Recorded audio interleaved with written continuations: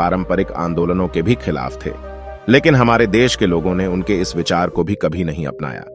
वर्ष 1949 में संविधान सभा में दिए अपने आखिरी भाषण में अंबेडकर ने कहा था कि भारत को अगर आगे बढ़ना है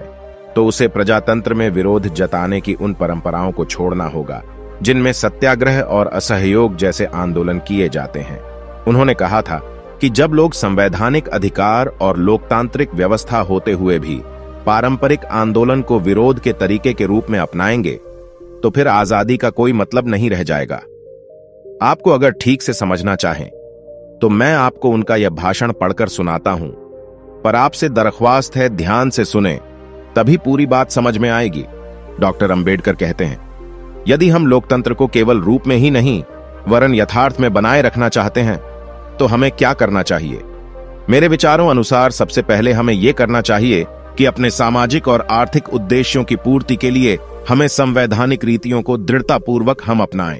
इसका अर्थ यह है कि क्रांति की निर्मम रीतियों का हम परित्याग करें। इसका अर्थ यह है कि सभी ने अवज्ञा, असहयोग और सत्याग्रह की रीति का हम परित्याग करें। आर्थिक तथा सामाजिक उद्देश्यों की पूर्ति के लिए जब कोई मार्ग ना रहे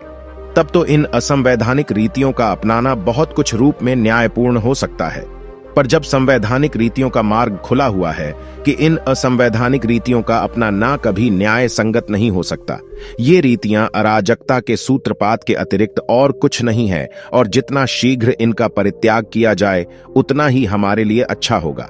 ये बात डॉक्टर अंबेडकर ने इसलिए कही क्योंकि उनके मुताबिक जब इस तरह की सविनय अवज्ञा का जो दौर चल रहा था, असहयोग आंदोलन चल रहा था, सत्याग्रह चल रहा था, यानी इस तरह के जो विरोध प्रदर्शन जो होते थे, ये जब तक हम गुलाम थे, दूसरा देश हम पर शासन कर रहा था, यानी अंग्रेज शासन कर रहे थे, हम गुलाम थे, हम अपनी आजादी के लिए लड़ रहे थे, तब तक ये सत्याग्रह, ये धरने प्रदर्शन, ये हड़ताल, ये सारी जो चीजें हैं, ये भारत बंद, असहयोग आंदोलन, तब तक तो इसके लिए कोई जगह थी, क्योंकि हम किसी विदेशी ताकत के खिलाफ लड़ रहे थे और उससे हम असहयोग करना चाहते थे। लेकिन जब हमारा देश आजाद हो चुका है और जब हमारे देश में एक संविधान बन चुका है, हमारे देश में नियम कानून बन चुके हैं, और वो भी हमारे देश के लोगों ने बनाए हैं, हमारे अपने नेताओं ने बनाए हैं, हमारी अपनी चुनी हुई सरकार ने बनाए हैं, तो फिर हम अपने ही देश के संविधान के खिलाफ, अपने ही देश की व्यवस्था के खिलाफ असहयोग कैसे कर सकते हैं? उसके खिलाफ आंदोलन कैसे कर सकते हैं? उसके खिलाफ प्रोटेस्ट कैसे कर सकते हैं?